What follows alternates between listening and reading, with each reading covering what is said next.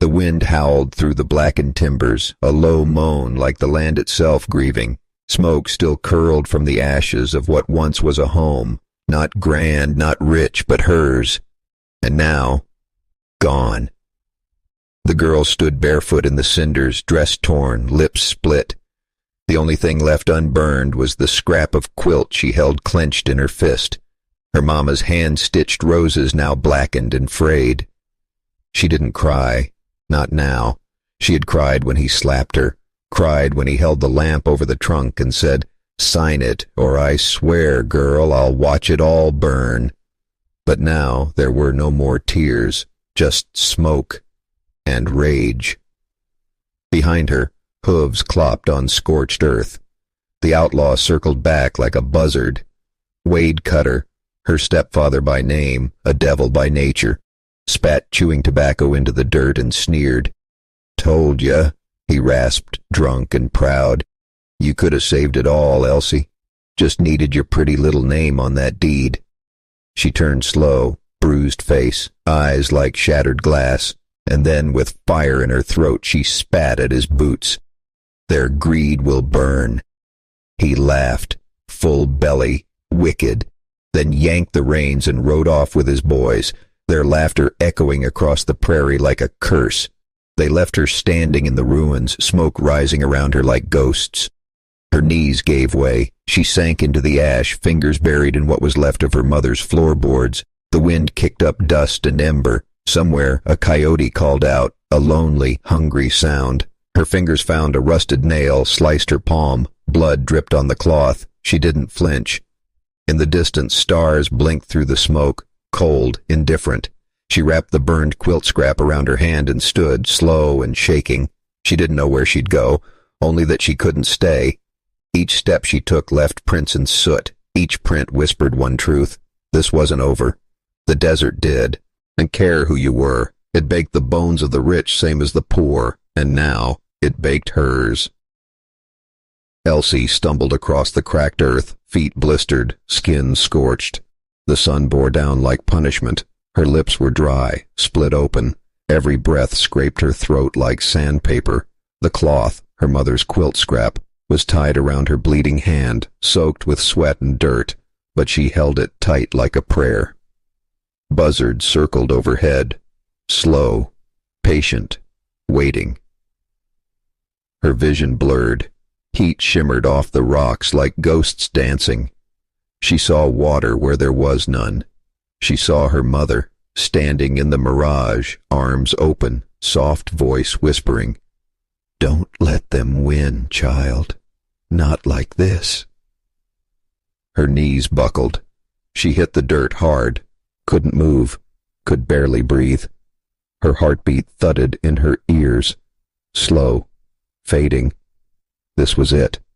Wade had gotten what he wanted, her land, her silence, her death. A tear cut down her sunburnt cheek. The buzzards came lower. Then, a sound. Distant at first, hoofbeats, steady, heavy, real. Her eyes fluttered open. The sun flared overhead, blinding sighted. But something was coming. A horse. A rider. Not the outlaw.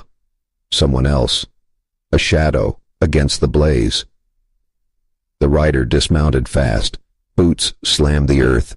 Rough hands touched her shoulders. "Hey, hey, girl, stay with me." His voice was gravel, deep, urgent, not cruel, just tired, like a man who'd carried too many ghosts too long. Elsie's lips cracked open, but no words came. Only a dry rasp. He didn't wait. He lifted her like she weighed nothing, cradling her against his chest.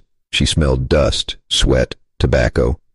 His heartbeat was steady, grounded. "Don't die out here," he muttered. "Not on my land."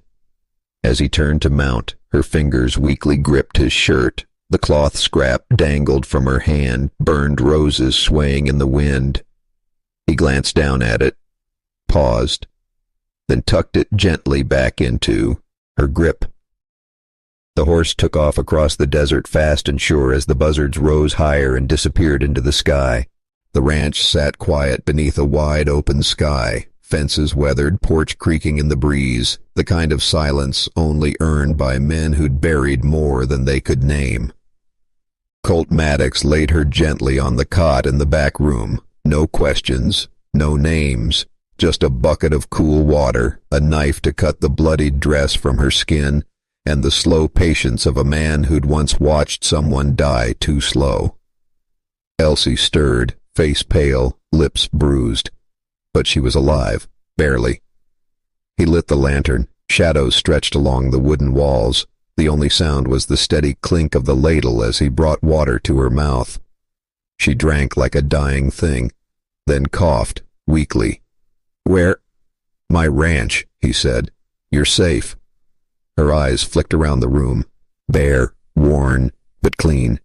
The window opened just enough to catch the dusk breeze. A single photo on the shelf. A woman. A girl. "You saved me," she whispered. He didn't answer. She tried to sit up, winced. His hand caught her shoulder, firm but gentle. "Easy." Her fingers clenched the edge of the blanket. "They burned it, everything. Said I didn't deserve it. My mama's land, her quilt." He stood silent, jaw working. Then, almost reluctantly, he reached beside the cot, pulled something out of his satchel. The burned quilt scrap. "You dropped this." Her breath caught. She reached out with both hands, clutching it to her chest like it was the only thing anchoring her to the world. "Thank you," she breathed. He nodded once, then turned away. But not before she saw the scars on his back. Faint, old, but deep. "What happened to them?" she asked quietly. "Your family." He paused at the door. The lantern flickered, casting his shadow long behind him. "Greed. Same as yours." His voice was low, flat. "Only difference is I wasn't there to stop it." Then he stepped out, closing the door behind him with a soft click. Alone, Elsie stared at the clot, each in her hands. The roses were scorched, but still there. She lay back on the cot, eyes open, heart still burning. This place was quiet, but it wasn't peace. Not yet. Wind carried dust across the prairie like smoke off an old battlefield. Colt stood on the porch, eyes narrowed beneath his hat brim. He'd felt it before he saw it. The shift in the air, the wrong kind of silence. Then came the thunder of hooves. Dust rose on the horizon. 4 riders, men with sharp eyes and cruel mouths. And leading them, Wade Cutter, cocky as ever, a cigar clenched in yellow teeth. Colt didn't move, just leaned against the post. Rifle leaned beside him, hand resting near the butt of his sidearm. Wade rode up slow, reins creaking. "Heard you took in a stray," he called. "Skinny little thing, red hair, big eyes, goes by Elsie maybe?" Colt let the silence stretch. "No girl here," he said finally. "Just me. Cows. Quiet." Wade chuckled, but it was mean. "Funny. Saw her prints out near the ridge, and one of my boys found a piece of that fancy quilt. Guess she dropped it in all that running." "She ain't here," Colt said again. "And even if she was..." He didn't finish the sentence. Didn't need to. Wade leaned forward in his saddle. "You think you're still some kind of war hero? That badge you used to wear don't mean nothing now. She's wanted. Took something that wasn't hers." Colt's eyes narrowed. "You mean land? Or the truth?" Wade's smirk twitched. One of his men rode up and nailed something to Colt's fence post, a weathered wanted poster. Elsie's face, sketched rough, $200 reward. "See, I'm giving folks a chance," Wade said, turning his horse.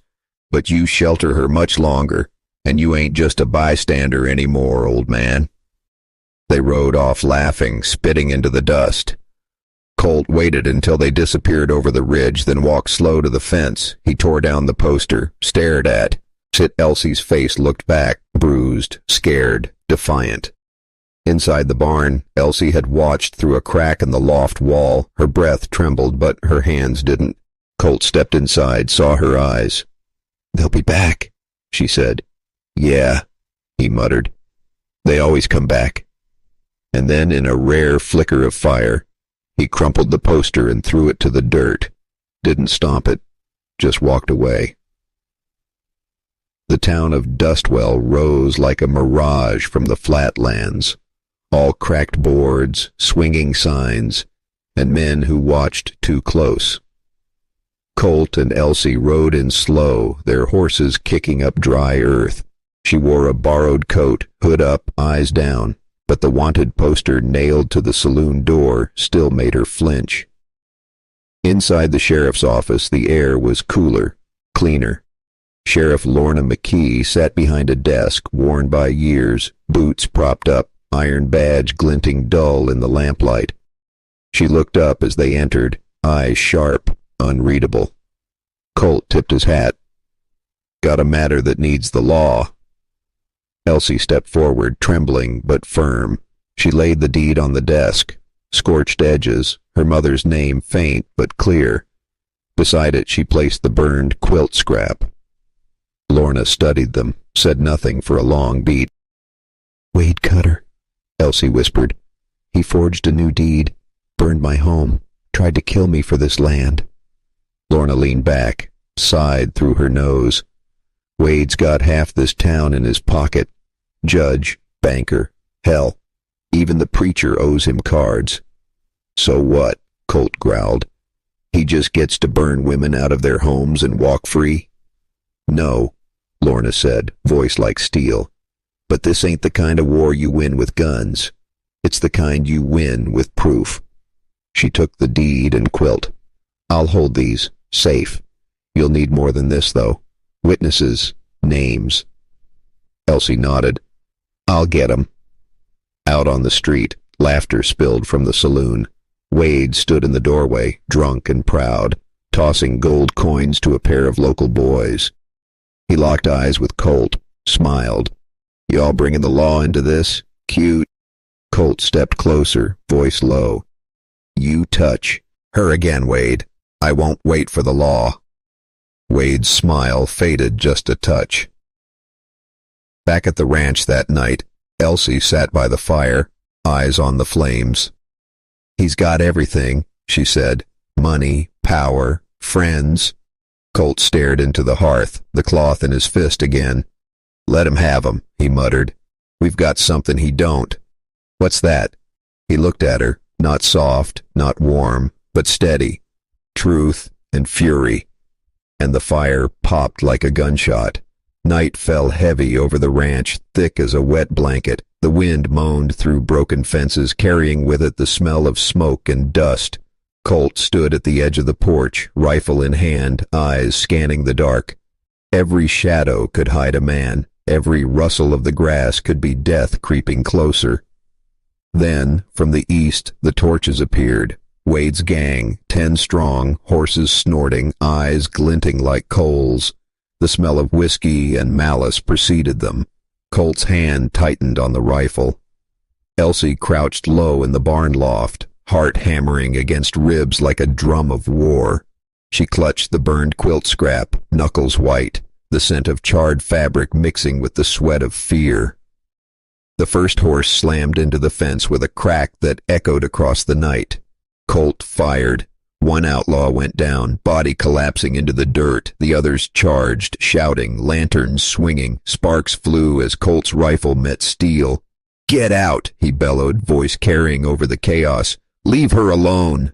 One man tried to rush the porch. Colt swung the rifle butt, smashing the skull with brutal precision. He didn't hesitate. Survival had sharpened him, honed him like a blade.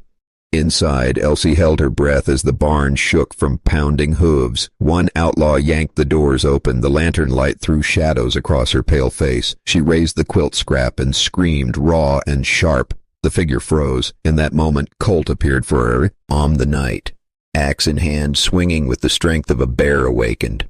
Screams, shouts, and gunfire mixed with the crackle of splintering wood. The barn wall caught flame. Horses panicked, throwing men to the ground. Colt fought like fury made flesh, every strike precise, every shot deliberate.